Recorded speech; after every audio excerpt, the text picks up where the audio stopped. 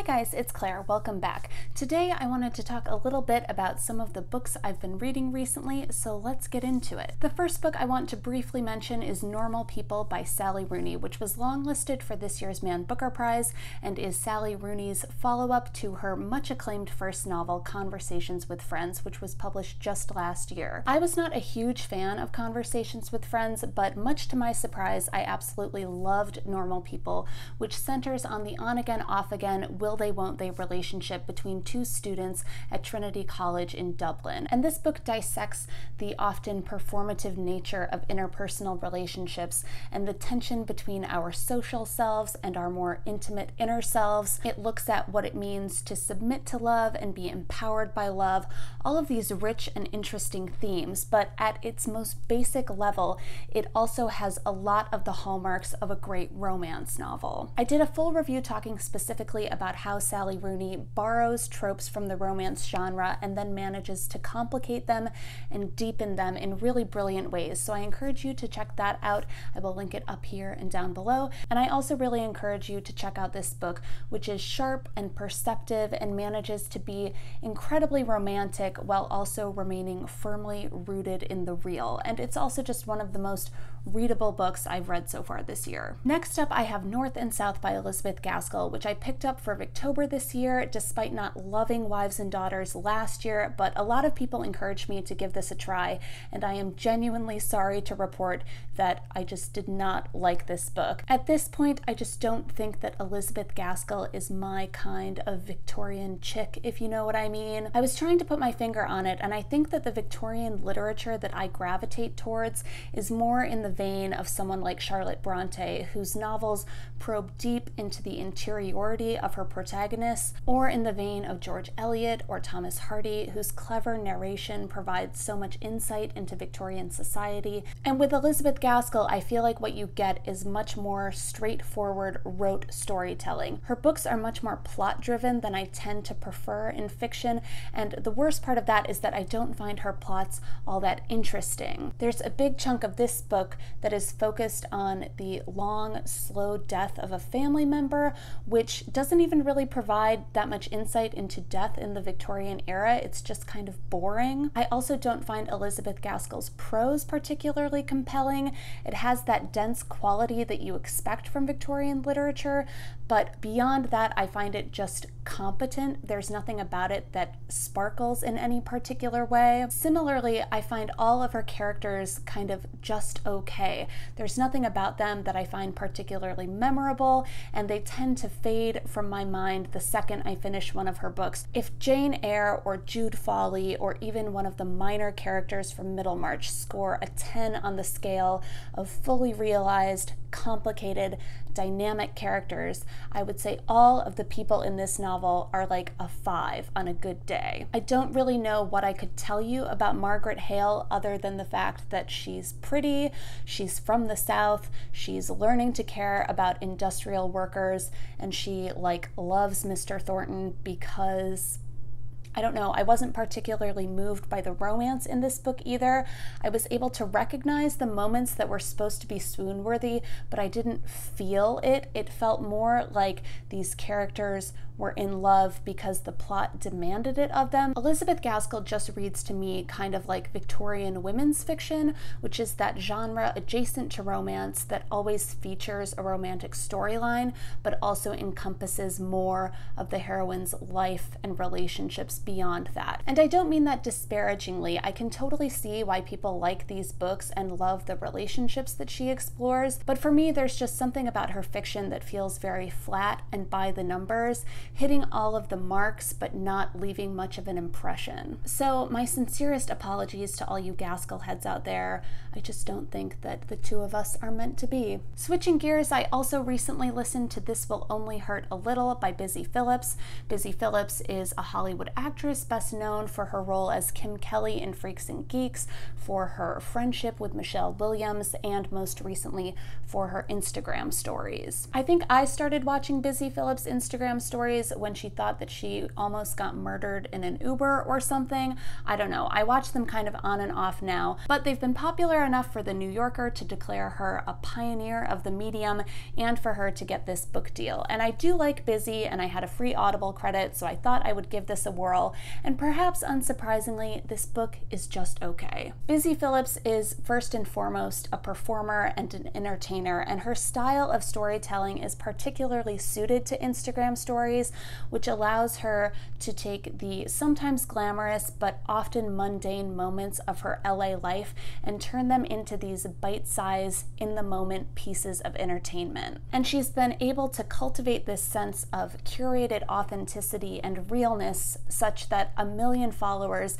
feel like she is their close friend and confidant. And I'm not saying that cynically. I feel like Busy is my friend too, but she isn't a particularly gifted or subtle writer, and so on the page, her strong personality often comes across as self-involved and petty and lacking in self-awareness. Beyond some quite sobering reflections on the impact of being raped at age 14 by her boyfriend, there isn't a whole lot of introspection or depth to this book, but this book has all the requisite Hollywood gossip, and she does talk a lot about how shitty it can be to be a woman in the entertainment industry. But beyond that, this book is basically a chronological march through Busy Phillips' Wikipedia biography. So if you're a fan of Busy Phillips, maybe give this a try, but otherwise, don't even worry about it. Next up, I have Regarding the Pain of Others by Susan Sontag, which I saw over on Jen from Insert Literary Puns channel a few months ago. And this is an essay published in 2003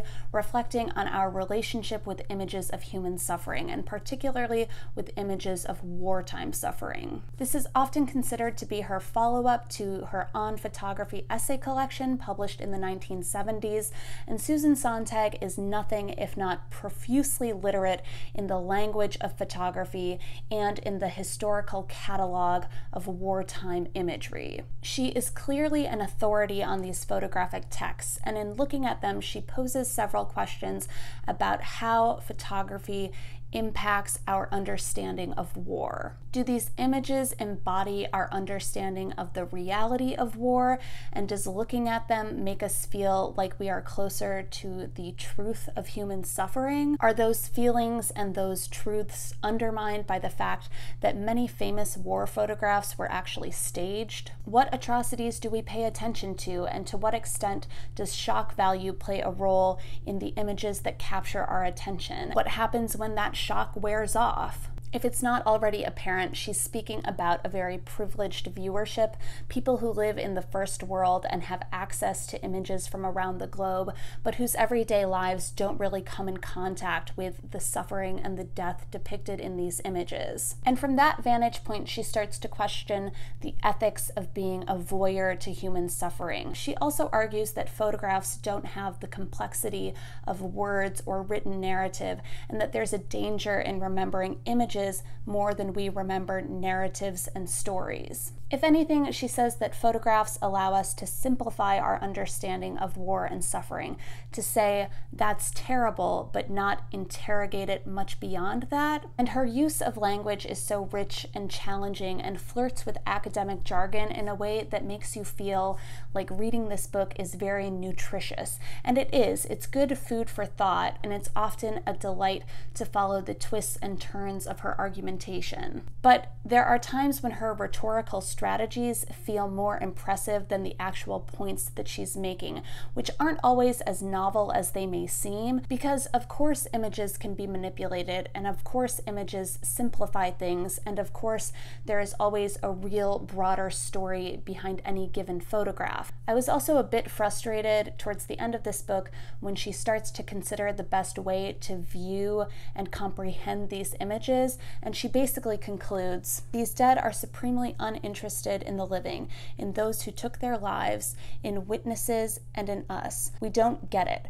we truly can't imagine what it was like. We can't imagine how dreadful, how terrifying war is, and how normal it becomes. Can't understand, can't imagine. That's what every soldier and every journalist and aid worker and independent observer who has put in time under fire and had the luck to elude the death that struck down others nearby stubbornly feels. And they are right. Which is definitely true, but it also feels so obvious and kind of like a cop-out that simplifies everything she's been arguing and excuses us from thinking about it more deeply. But Susan Sontag's discussion about the proliferation and consumption of Vietnam War imagery did prompt me to pick up some of the books about the Vietnam War that have been on my TBR for a long time, including The Things They Carried by Tim O'Brien and The Sorrow of War by Bảo Ninh. Both of these writers fought in the Vietnam War, Tim O'Brien for the US Army and Bảo Ninh for the North Vietnamese Army. And although both of these books are ostensibly fictional accounts of the war, they both seem to be deeply informed by Tim O'Brien and Bảo Ninh's experiences as soldiers, such that the line between truth and fiction, memory and reality is constantly in flux in both of these books. And reading these books side by side is nothing short of fascinating, both because of the striking similarities between these accounts and also because of the stark differences between the American and the North Vietnamese experience of the war. So much of how I conceptualize the Vietnam War is through an American lens and through the framework of films like Platoon and Forrest Gump and books like The Things They Carried and Tim O'Brien's other writings. So reading The Sorrow of War is almost like taking that idea of the Vietnam War and that established concept of it and turning it inside out and reorienting yourself and relearning everything you thought you knew about the war. I think many Americans are familiar with The Things They Carried. It is kind of the preeminent fictional account of the Vietnam War, but if you're at all interested in this topic, I really recommend that you check out The Sorrow of War as well, which in some ways is harder to get through because of its surreal and often deconstructed narrative, but if anything, it leaves an even deeper impression than Tim O'Brien's work, which is already phenomenal. It's such an interesting juxtaposition of experiences that I'm going to make a full video comparing and contrasting these two books, so please look forward to that, but suffice it to say, I strongly recommend both of these books, which collectively are a testament to the utter waste and devastation of that war. Those are all the books I've been reading lately. Let me know if you've read any of these books and if you have thoughts on them. Otherwise, thanks so much for watching, and I'll see you next time. Bye!